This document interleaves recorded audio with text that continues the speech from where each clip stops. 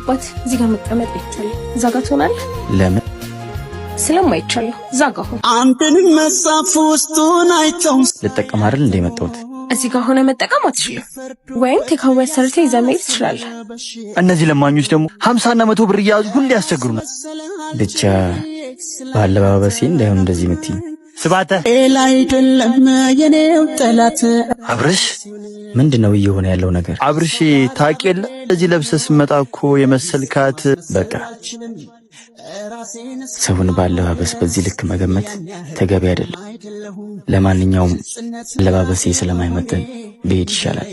ደህና ሁኑ። ያበቃል። ምንድነው መኪናውን አልኩትም እንዴ? አለቃ መንገድ ተዘጋግቶ ሌላ መኪና ልክልሃል። ሰላም ነው አለቃ? ሰላም ነው። የሆነች ቦታ ደርሼ ልምጣ ታይልኛለህ? ችግር የለውም። እሺ አመሰግናለሁ። እንዳቆይ ደግሞ መኪናዋን እያያት ግን በቃ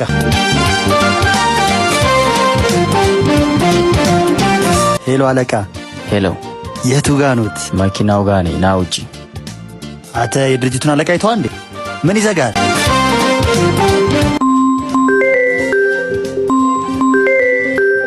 እንዴ? ይቅርታ ቆየሁብህ። አመሰግናለሁ በጣም አለቃ። በጣም ይቅርታ ስላላወቅኩ ነው።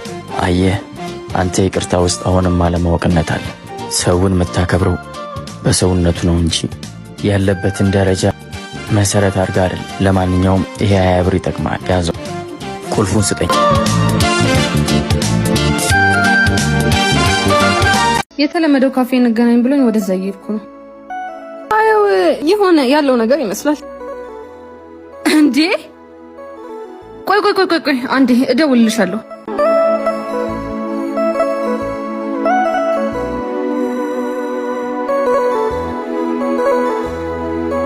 ሄሎ የት ነህ? እዚህ እኮ የማየን ዕቃ እያደረስኩላት። አስጠበቅኩሽ እንዴ? እሺ ቶሎ ና።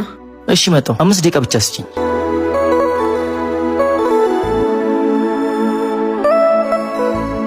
ትታያለህ ነው የምትመስለው። እንኳንም በጊዜ አወቅኩ። ወረቀቱን እንኳን አልፈረምክልኝም። በቃ የተለመደው ካፌ ነኝ። አምጣውና ፈርመዋለሁ። አቤት ፀሐይ፣ አስጠበቅኩሽ እንዴ? ምን ነው መኪናው ትይዘል ነበር እንዴ? መኪናው ማብራራት አይጠበቅብህም። በቃ ማለት ስለማይመለከተኝ። አልገባኝም። መጀመሪያ እናትህን ከሸክም ገላግላት። እኔ ፊት እንዳለ ሰው ምናምን አክስ ለማድረግ አትሞክርሽ። ምን ነው በጊዜ ስላወቅኩብህ ደበረህ እንዴ? ለማንኛውም ሳይኖርህ አትመኝ፣ ምክንያቱም ስለማታገኝ። እንዴት ናችሁ? ደህና ናችሁ? ይሄው አለቃ አምጥቻለሁ፣ ፈርምልኝ። ደግሞ ሌላ ድራማ?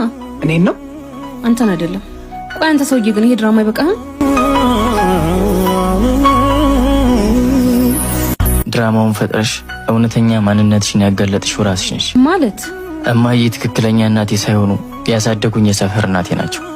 መኪና እያሳጠብኩኝ መንገድ ላይ ተሸክመው ሳያቸው እያገዝኳቸው ነበር።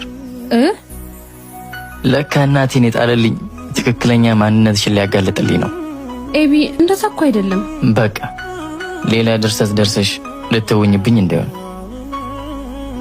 ድራማው ተፈጽሟል። ምን አይነት ቀሽም ሰው ነው?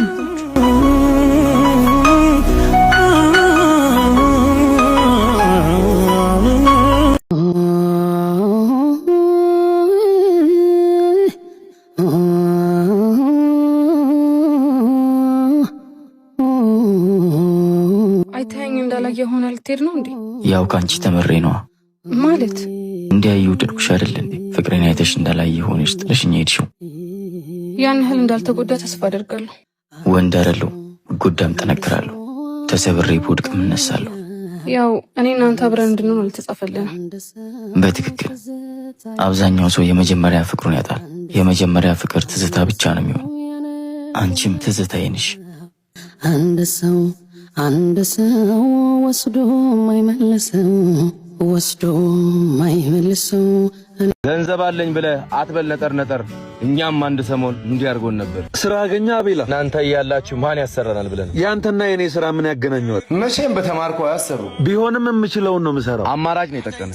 ባይሆንማ በተማርኮ ማን ይቀጥራል? በተማረ ቢሆንማ የማረግ ተመራቂው አንተ አይደለ? ለአንተ ይሆን ነበር። የማትወደውን ስራ ለገንዘብ ብለህ መስራት ደስተኛ ያደርጋል? የምትወደውን እስክትሰራ የምትሰራውን ውደድ ሲባል አልሰማህም? በገንዘቡም በአባባሉም ደህና ላይ ነው። አንተ ደህና አትመስልም። የማልወደውን እየሰራው ደህና መሆን የከበደኝ መስሎ ነው። እንደ መፍረድ መስራት ቀላል አይደለም። ከአቅሜ በታች የሆነን ስራ ለመስራት ሞራል የለኝም። ልክ እንደሱ። እሱ ምን አጠፋ? አታየውም?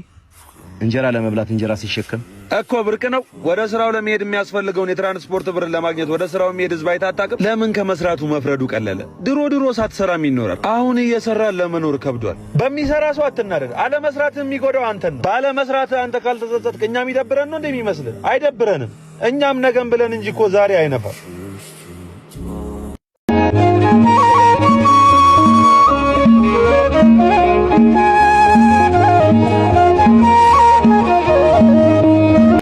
ስማተ እኔን ነው ታዲያ እኔን ነው እኔን ነው ወይ ምን ነው ምንድን ነው ቦርሳውን አምጣው ወይኔ አባቴ ቦርሳውን አምጣው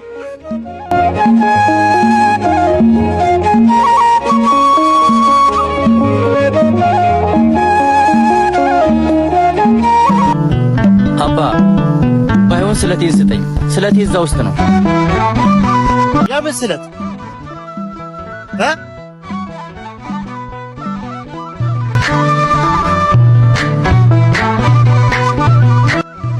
ስለቴ ደርሶልኝ ወደ አሁን የዳቦ ልትለን ነው አይደል? አይ ዳቦ አሁን በልቻለሁ። እና ምን ፈለግ? ስራ ሰሩኝና ብር ስጡ። ስራ? እስኪ ይሄንን ወደኛ አምጣው። እሺ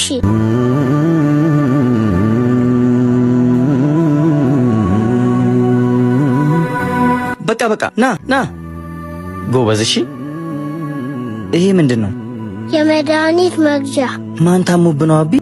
ታላቅ እህቴ ታማ መድኃኒት የሚገዛበት ብር አጥቼ። ይህንን ቪዲዮ የሰራንበት ምክንያት ከላይ ለምታዩት እህታችን ነው። እህታችን ባጋጠማት ህመም ምክንያት የእኛን እገዛ ትፈልጋለች እና ሁላችንም ከላይ ባስቀመጥንላችሁ አካውንት እንርዳት፣ እናግዛት። ይህም ቪዲዮ ቫይራል እንዲወጣ ሼር፣ ሪፖስት እና ኮፒ ሊንክ በማድረግ ተባበሩ። እናመሰግናለን።